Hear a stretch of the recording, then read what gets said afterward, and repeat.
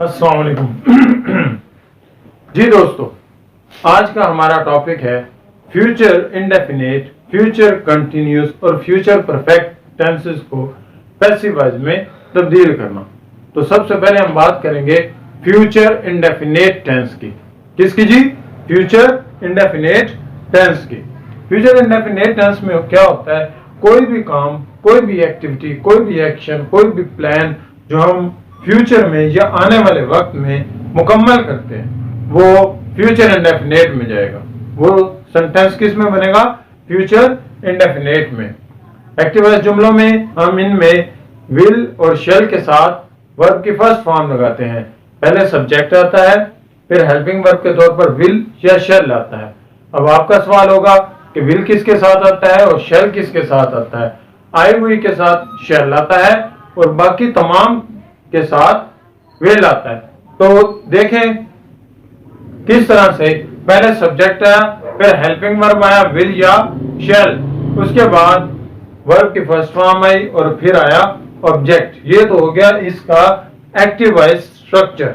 अब हमने बात करनी है कि इसको पैसिव वॉइस में किस तरह चेंज किया जाता है। उर्दू में मैंने पहले बताया कि काम जो है वो आने वाले वक्त में मुकम्मल होगा, या हिंदी की हम बात करें तो आने वाले वक्त में अगर कोई एक्टिविटी मुकम्मल की जाती है या मुकम्मल होगी, एक्शन मुकम्मल होगा, कोई प्लान मुकम्मल होगा, तो वो फ्यूचर इंडेफिनिट में आएगा। एग्जाम्पल दूं तो मैं क्रिकेट खेलूंगा, मैं क्रिकेट खेलूंगा। इसका सेंटेंस क्या बनेगा? आई शैल प्ले क्रिकेट, आई शैल प्ले क्रिकेट। तो अब हमने इसको करना है पैसिव वॉइस में। तो पैसिव वॉइस में सबसे पहला रूल क्या होता है जी? सबसे पहले हमने ऑब्जेक्ट को सब्जेक्ट बनाना है, ऑब्जेक्ट को सब्जेक्ट बनाना है। ऑब्जेक्ट क्या है इसमें जी? क्रिकेट। क्या ऑब्जेक्ट है? क्रिकेट। तो क्रिकेट शुरू में आ जाएगा। अब क्रिकेट के साथ क्या लगेगा जी? अब हमने देखना है कि शेल और विल को किस में चेंज करते हैं जी? शेल और विल को हम चेंज करते हैं शेल बी और विल बी में, शेल बी और विल बी में। जब हमने उसका पैसिव वॉइस बनाना है तो हमने उसको विल बी और शेल बी में चेंज करना है। ऊपर वाला जुमला क्या है? I shall play cricket. Passive voice बनाते हुए क्रिकेट ऑब्जेक्ट है, वो सब्जेक्ट बनेगा। Cricket will be played by me. Play की थर्ड फॉर्म क्या है? प्लेड बाय मी। आई को किस में चेंज किया? मी में। आई सब्जेक्ट था, उसको ऑब्जेक्ट बनाया। अब आपका सवाल होगा कि सर ऊपर आया है आई शैल प्ले क्रिकेट और नीचे आप लिख रहे हैं क्रिकेट विल बी प्लेड।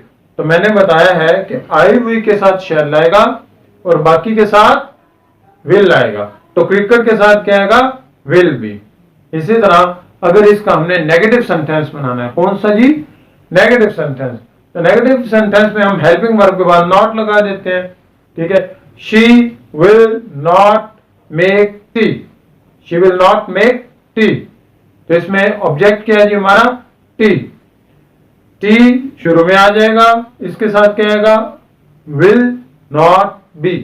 तो नॉट कहां आएगा? विल और बी के दरमियान। T will not be made by her. She subject है, उसको ऑब्जेक्ट बनाएंगे और उसकी ऑब्जेक्टिव फॉर्म क्या है जी? हर। तो ये जुमला क्या बन गया? T will not be made by हर। समझ आ गई? अब आगे चलते हैं। इसके बाद अगर हमने इनको बनाना है इंट्रोगेटिव, अगर फ्यूचर इंडेफिनिट का इंट्रोगेटिव सेंटेंस हो तो इंट्रोगेटिव सेंटेंस में हेल्पिंग वर्ब शुरू में आ जाता है। तो किस तरह वो जुमला बनेगा?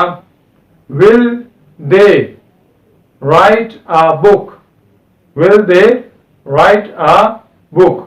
तो आगे इंट्रोगेटिव मार्क है, इंट्रोगेटिव सेंटेंस है। जब हमने इसका पैसिव वॉइस बनाना है तो चूंकि एक्टिव वॉइस में भी हेल्पिंग वर्ब शुरू में है तो नीचे भी हेल्पिंग वर्ब शुरू में होगा। जुमला क्या है जी? Will they write a book. A book शुरू में आ गया और उससे पहले हमने लगाना है हेल्पिंग वर्ब। तो बुक के साथ क्या आएगा? विल आएगा या शैल आएगा जी? विल आएगा। Will a book be written by them, interrogative mark. Will a book be. देखा, फर्स्ट हेल्पिंग वर्ब बाद में आ गया और बी सब्जेक्ट के बाद आएगा। अब हमारा सब्जेक्ट क्या बन गया? A book. Will a book be written by them. जी दोस्तों, ये तो बात की थी हमने फ्यूचर इंडेफिनिट की। वीडियो के आखिर में कुछ और एग्जांपल्स भी दी जाएंगी। और अभी जिन दोस्तों ने मेरे चैनल को सब्सक्राइब नहीं किया, सबसे पहले काइंडली वो मेरे चैनल को सब्सक्राइब करें, वीडियो को लाइक करें और वीडियो पर कमेंट करें। इसके बाद अब हम बात करेंगे फ्यूचर कंटिन्यूस। फ्यूचर कंटिन्यूस का मतलब क्या है कि आने वाले वक्त में कोई काम प्रोसीडिंग में होगा, कोई काम जो है वो कंटिन्यू होगा, आने वाले वक्त में कोई काम हो रहा होगा।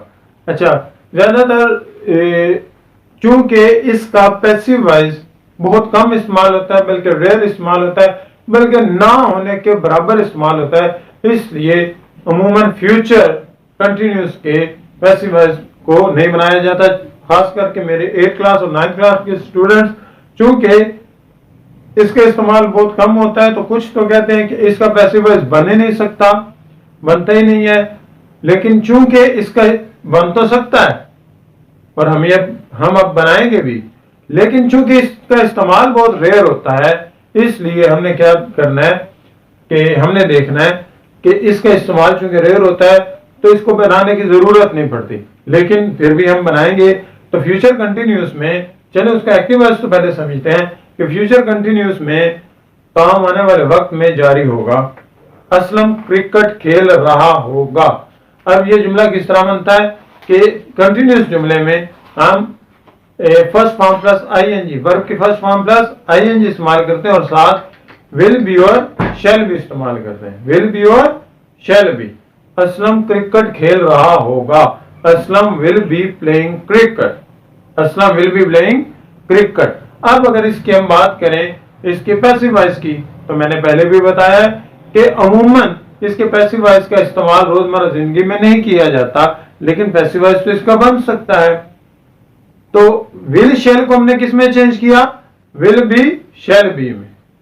तो विल बी शैल बी किस में होगा? वो विल बी शैल बी ही रहेगा। Aslam will be playing cricket. Cricket object है, सब्जेक्ट बन गया। क्रिकेट विल बी, अब प्लेइंग है, उसका आईएनजी बीइंग बन गया, प्ले की थर्ड फॉर्म प्लेड आ गई।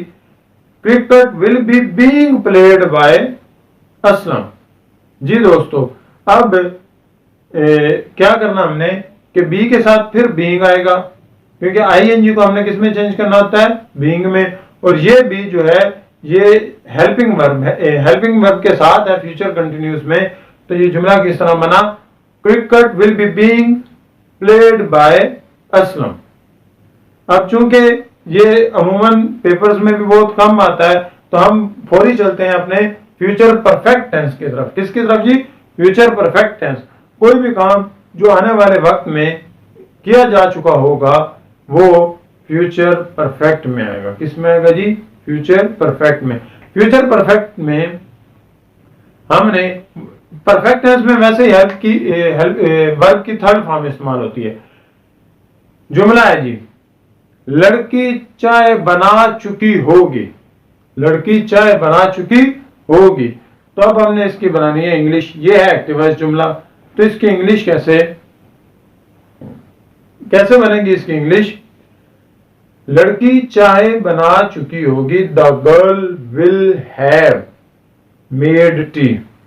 The girl will have made T. अब हमने इसका बनाना है पैसिव वॉइस। तो पैसिव वॉइस में क्या है? टी क्या है जी? ऑब्जेक्ट है, उसको बनाएंगे subject. It will have been. अब विल हैव और शैल हैव का इस्तेमाल होता है इसके एक्टिव वॉइस जुमले में। जब हमने पैसिव वॉइस में करना है तो फिर विल हैव बीन या shall have been. The girl will have made tea. Tea will have been made by the girl. जी एक और मिसाल दूं, I shall have completed my work. My work will have been completed by me. अब सवाल पैदा हुआ कि ऊपर शैल है, नीचे विल है, वही बात आई विल के साथ शैल आएगा और बाकी के साथ विल आएगा। अब हमने इसका बनाना है नेगेटिव सेंटेंस। कौन सा जी? Negative sentence. नेगेटिव सेंटेंस में क्या होता है कि जी हम फर्स्ट हेल्पिंग वर्ब के बाद नॉट लगा देते हैं। तो जब हमें उसका पैसिव वॉइस बनाना है तो पैसिव वॉइस में भी यही होगा कि फर्स्ट हेल्पिंग वर्ब के बाद नॉट लगा दिया जाता है। मसलन अगर मैं जुमला कहता हूं कि they will have not grown the plants, they